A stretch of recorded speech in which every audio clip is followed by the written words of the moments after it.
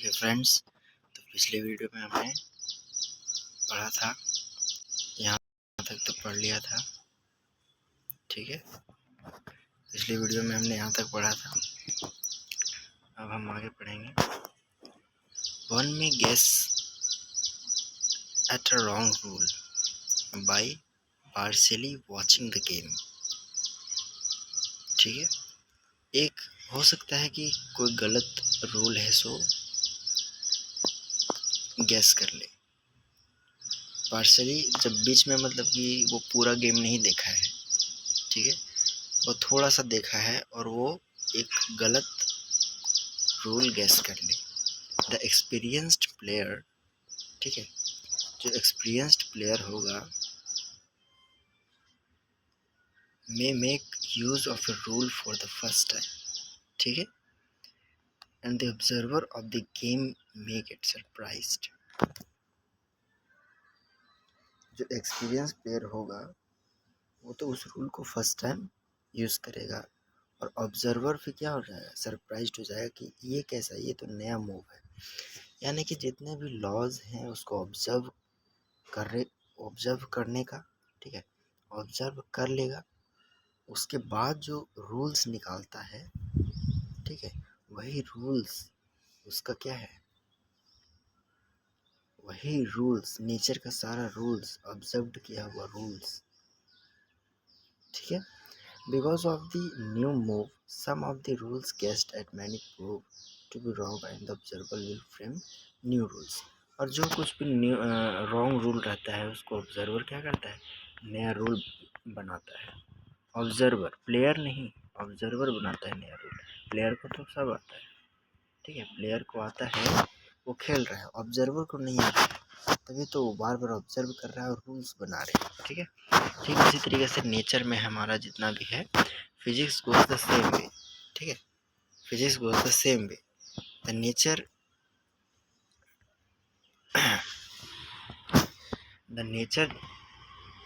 around us is like a big chess game played by nature. Events, ठीक है, the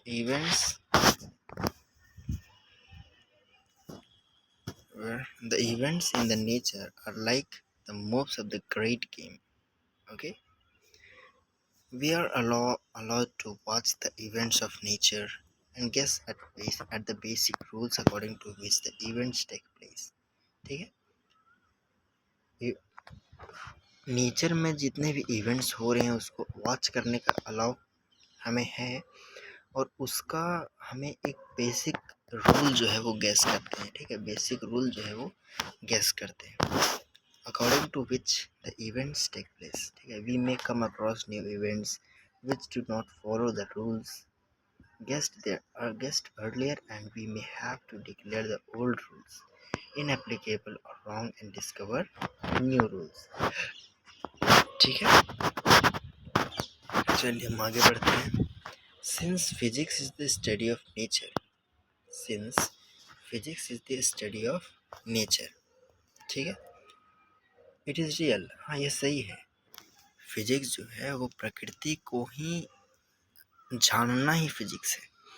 नहीं, no, no one has been, ठीक है, ये तो सही है।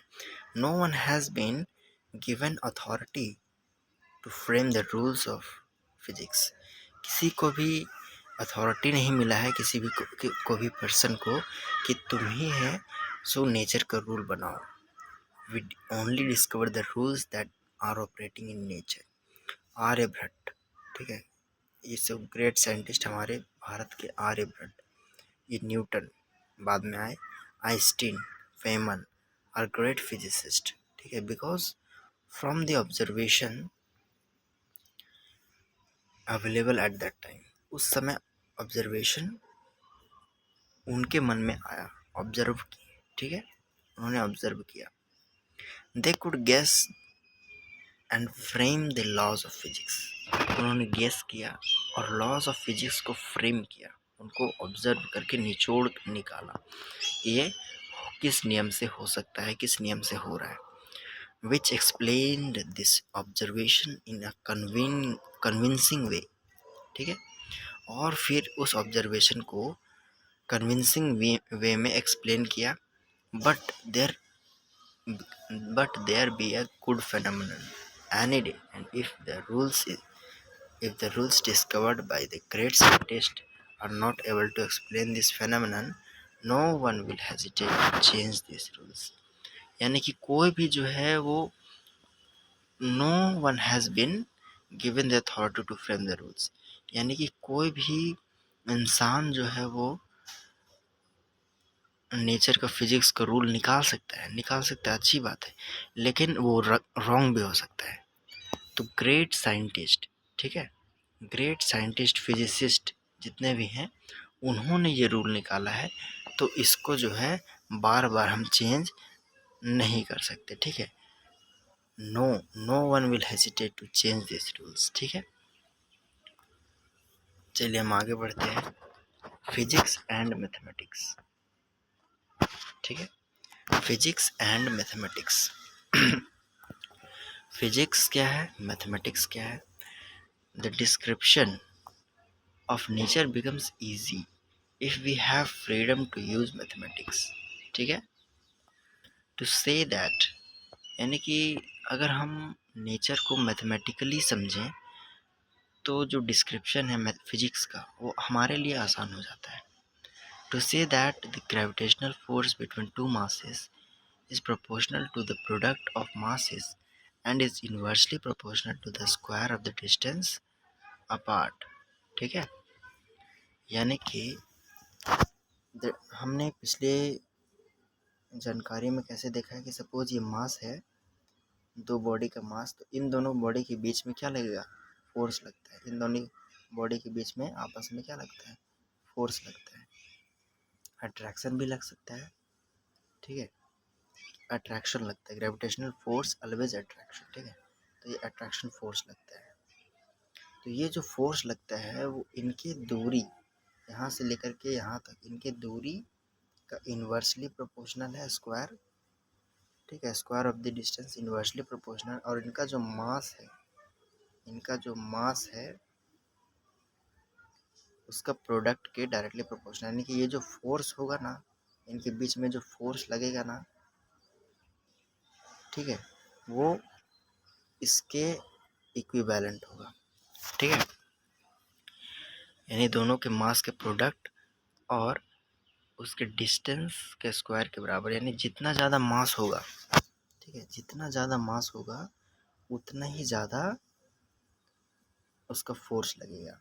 और जितना कम डिस्टेंस होगा, जितना कम डिस्टेंस होगा, ठीक है, यहाँ है और एक यहाँ है, तो डिस्टेंस ज़्यादा है तो उस पर फोर्स कम लगेगा, ठीक है। और जब डिस्टेंस एकदम नज़दीक में होगा तो फोर्स जो है वो ज़्यादा लगेगा, ठीक है। चलिए ठीक है। Further the techniques of mathematics such as algebra, trigonometry, ठीक है, and calculus can be use to make prediction from the basic equation. तो मैथमेटिक्स में हमने यूज़ क्या क्या हम यूज़ करते हैं फिजिक्स में, अलजेब्रा, ट्रिग्नोमेट्री, कैलकुलस, ठीक है। Thus, if we know the basic rule, अगर हम बेसिक रूल को जानते हैं about the force between two particles, ठीक है, between two particles, we can use the technique of integral calculus, ठीक है, इंटीग्रल कैलकुलस।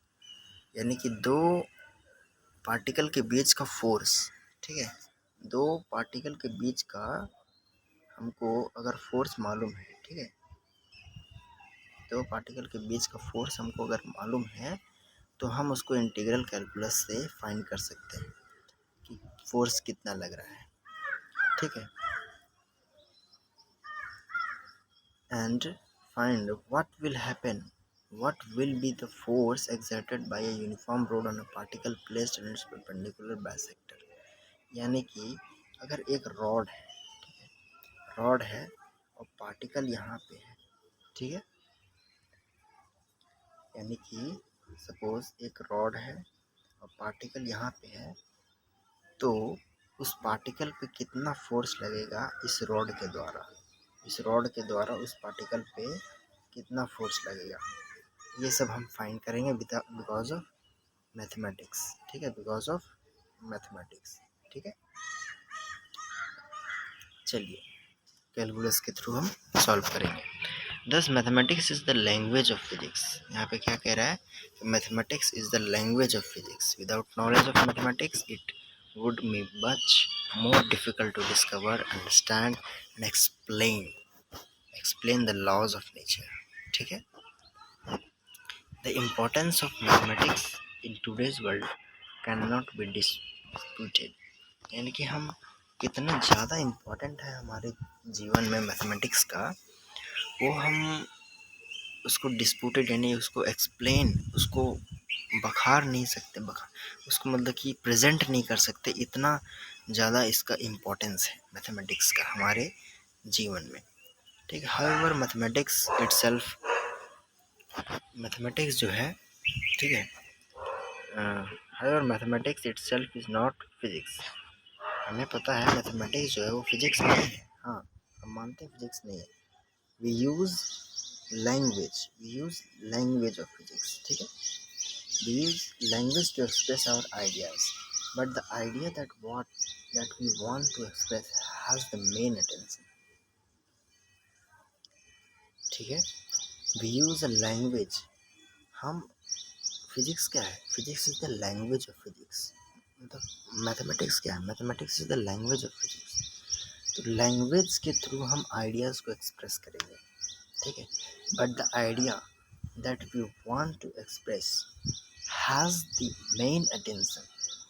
ठीक है, जो आइडिया जो आएगा, यानी कि कैसे भी करके कोई बॉल अगर है वो बाउंस किया, ठीक है, तो वो बाउंस किया तो कितने फोर्स से उसको बाउंस किया।